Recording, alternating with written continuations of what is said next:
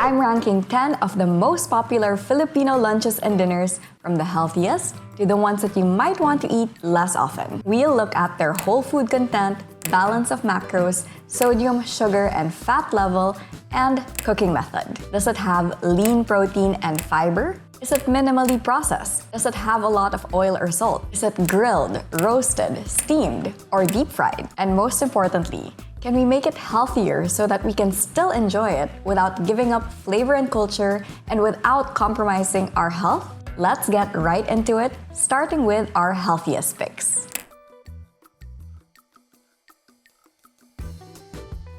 These are the meals that tick all the boxes.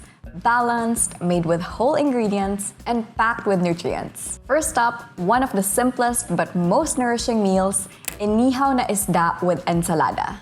Inihaw na isda, or grilled fish, gives you lean protein and healthy fats, especially if you go for bangus, tilapia, or galunggong. Just go easy on the salt to control the sodium content. Then the fresh ensalada usually has eggplant, tomatoes, onions, a bit of suka. This adds fiber, antioxidants, and that perfect asim kick. Now, a lot of us usually like to eat this with white rice, which is fine since we have protein from the fish and fiber from the ensalada to balance it out. Whole grain rice like brown, black, or red rice is healthier, but I get it. Texture is tough, and it's not quite as delicious as fluffy white rice. But if you want to boost your nutrition and fiber intake, try mixing brown and white rice together. This can also keep you full for longer and prevent overeating white rice. Now, if you're craving something warm and light, this next one is a Filipino classic that's also gut-friendly.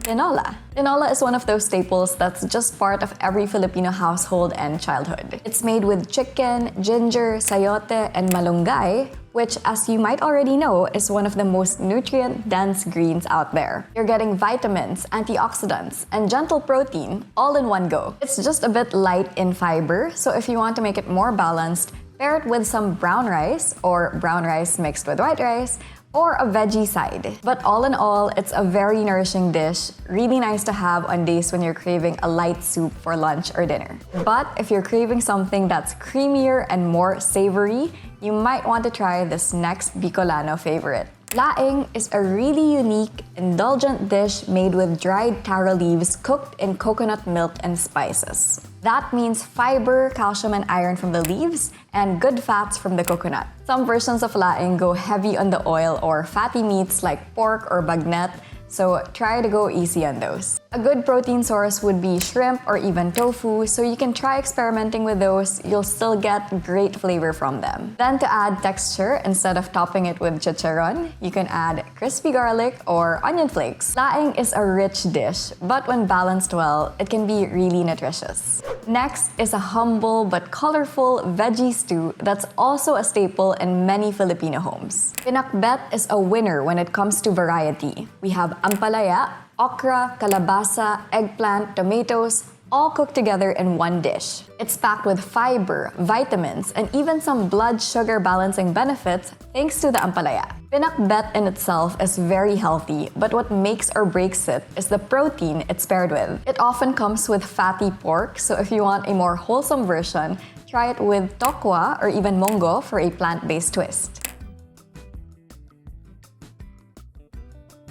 These meals can go either way, healthy or unhealthy. It all depends on how you prepare and serve them. First in the middle tier is a dish we all know and love for its asim kilig flavor. Sinigang is a sour tamarind-based soup and a great way to get in more veggies like kangkong, radish, okra, and tomatoes. The broth is also hydrating and so satisfying. For the protein, of course, it would be better to opt for shrimp or lean pork instead of fatty pork. And just watch out for the sodium, especially if you're using instant mixes. Next, a Filipino favorite that's saucy, flavorful, and super versatile, though not always that balanced. So let's break it down. Adobo is obviously iconic. Vinegar, garlic, and bay leaves? Great. But the soy sauce and fatty meat can push up the sodium and saturated fat content quickly. So just keep in mind to keep the soy sauce moderate and stick with lean chicken, maybe a boiled egg, or even tokwa for a lighter take. And don't forget the gulay. A veggie side, like maybe string beans or eggplant, will always make it an instant upgrade. Now, if you're a saucy beef lover, this next dish is probably on your rotation of cravings.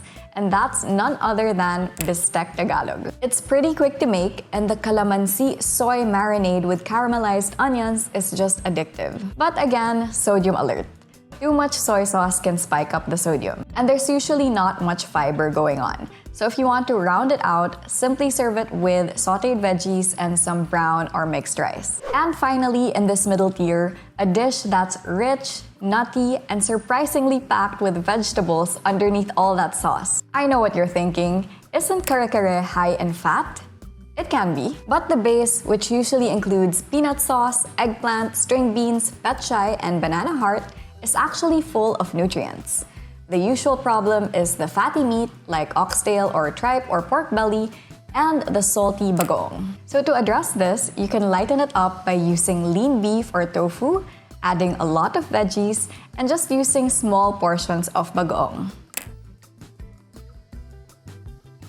These dishes are iconic Filipino food and undeniably delicious, but unfortunately high in saturated fat and sodium. So they're best saved for special occasions or made with healthier tweaks. Let's start with something crunchy, crispy, and a little risky: crispy pata or lechon kawale. These are deep-fried pork dishes, usually with a skin which everyone loves, and while they taste amazing, they're heavy on saturated fat and low on nutrients. So if it's there in a party or a restaurant and you can't resist it, a little can go a long way.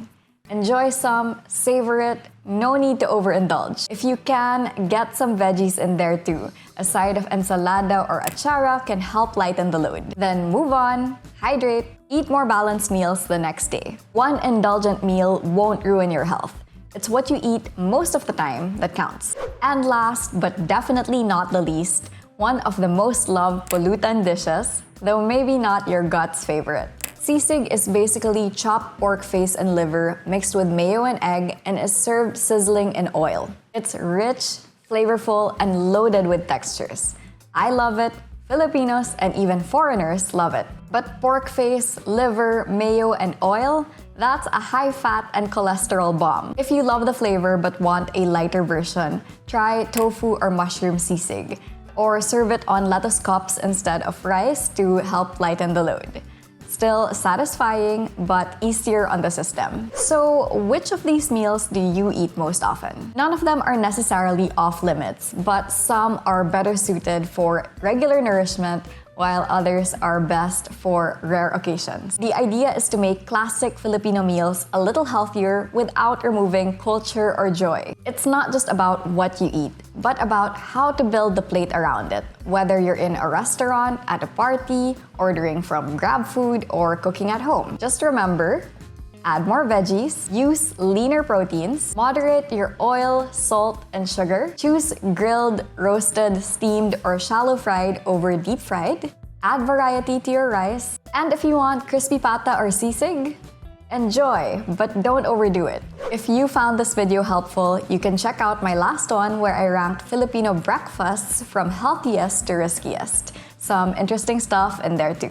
Let me know in the comments if I missed out on any of your favorite Filipino meals. I'm sure I did, as we have a lot of great dishes, too many to cover in one video. But if you enjoyed watching this, please feel free to give it a thumbs up and subscribe to this channel for simple and realistic nutrition, wellness, and motivation. Thanks for watching, and I'll see you in the next one.